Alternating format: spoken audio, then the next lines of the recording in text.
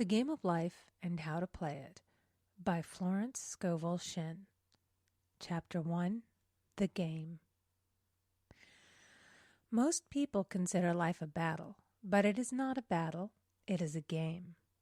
It is a game, however, which cannot be played successfully without the knowledge of spiritual law. And the Old and the New Testaments give the rules of the game with wonderful clearness. Jesus Christ taught that it was a great game of giving and receiving. Whatsoever a man soweth, that shall he also reap. This means that whatever man sends out in word or deed will return to him. What he gives, he will receive. If he gives hate, he will receive hate. If he gives love, he will receive love. If he gives criticism, he will receive criticism. If he lies, he will be lied to. If he cheats, he will be cheated. We are taught also that the imaging faculty plays a leading part in the game of life. Keep thy heart, or imagination, with all diligence, for out of it are the issues of life. Proverbs 4:23. This means that what man images sooner or later externalizes in his affairs. I know of a man who feared a certain disease. It was a very rare disease and difficult to get, but he pictured it continually and read about it until it manifested in his body and he died, the victim of distorted imagination. So we see, to play successfully the game of life, we must train the imaging faculty. A person with an imaging faculty trained to image only good brings into his life every righteous desire of his heart. Health, wealth, love, friends, perfect self-expression, his highest ideals. The imagination has been called the scissors of the mind, and it is ever cutting, day by day, the pictures man sees there, and sooner or later he meets his own creations in his outer world. To train the imagination successfully, man must understand the workings of his mind. The Greeks said, "Know thyself." There are three departments of the mind: the subconscious, conscious, and superconscious. The subconscious is simply power without direction. It is like steam or electricity, and it does what it is directed to. It has no power of induction. Whatever man feels deeply or images clearly is impressed upon the subconscious mind and carried out in minutest detail. For example, a woman I know, when a child, always made believe she was a widow. She dressed up in black clothes and wore a long black veil, and people thought she was very clever and amusing. She grew up and married a man with whom she was deeply in love. In a short time he died, and she wore black and a sweeping veil for many years. The picture of herself as a widow was so impressed upon the subconscious mind, and in due time worked itself out regardless of the havoc created. The conscious mind has been called mortal or carnal mind.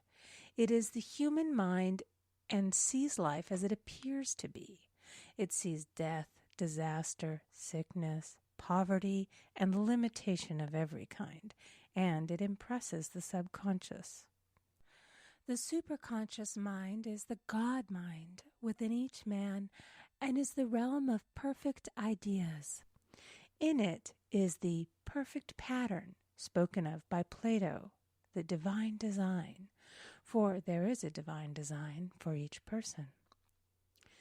There is a place that you are to fill and no one else can fill, something you are to do which no one else can do.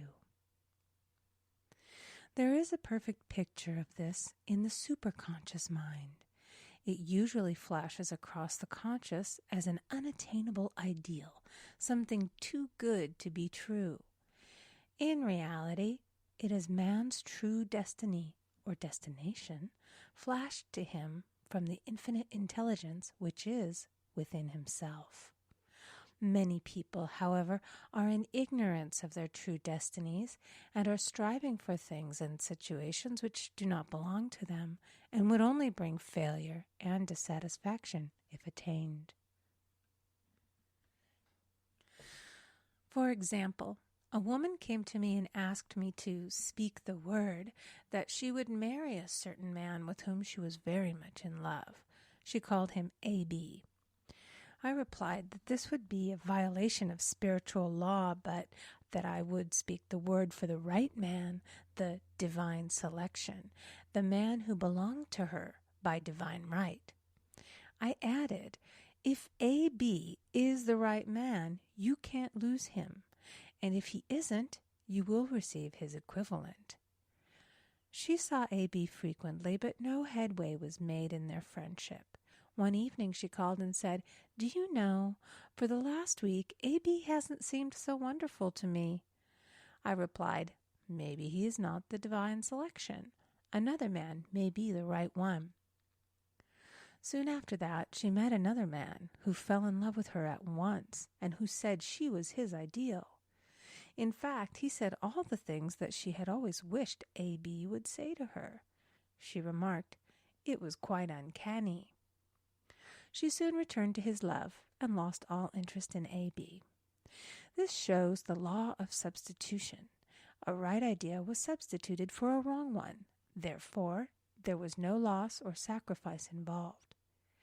Jesus Christ said, "Seek ye first the kingdom of God and his righteousness, and all these things shall be added unto you." And he said the kingdom was within man.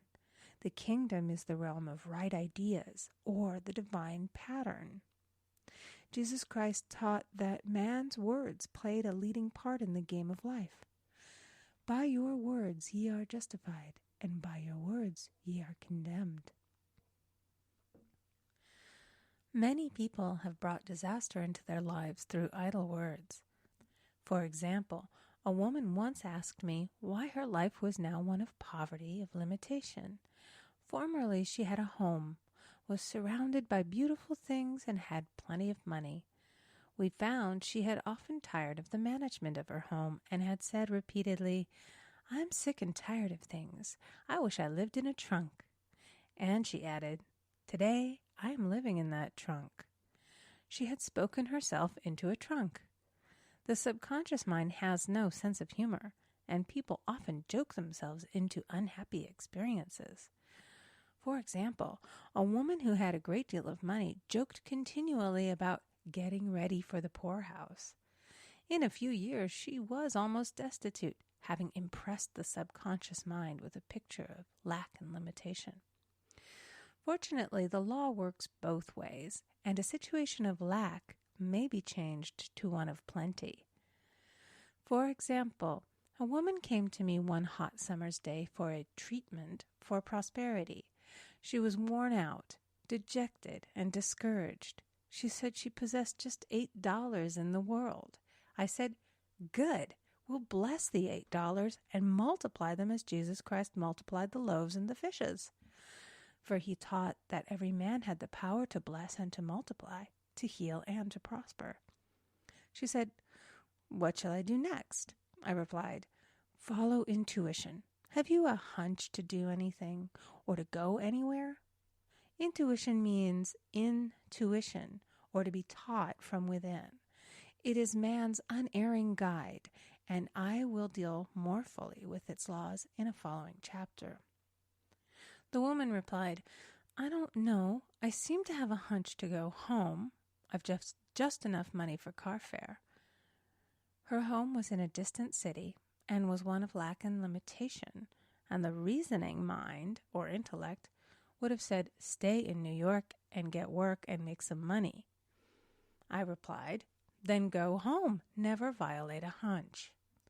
I spoke the following words for her. "Infinite Spirit, open the way for great abundance for She is an irresistible magnet for all that belongs to her by divine right."